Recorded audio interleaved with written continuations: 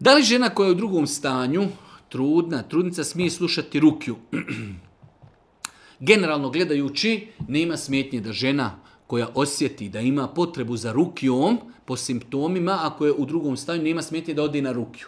To je generalno pravilo, znači nema problema, postoji dokaz koji kaže žena koja je trudna ne smije ići na učenje rukije. Ne postoji takav dokaz. Ali ako bi se desilo da žena ima reakcije, jer se zna desiti da osoba koja se uči rukja ima reakcije gdje nekada ljudi pravi različite pokrijete, trzaju, vrište, padaju u nesvijest, u komu i mnogo drugih stvari, takve stvari bi mogle tjelesno, zdravstveno utjecati na plod, može se desiti spontani zbog različitih grčiva, zbog različitih pokreta, trzaja, ruku, nogu, padanja u nesvijest i tako dalje.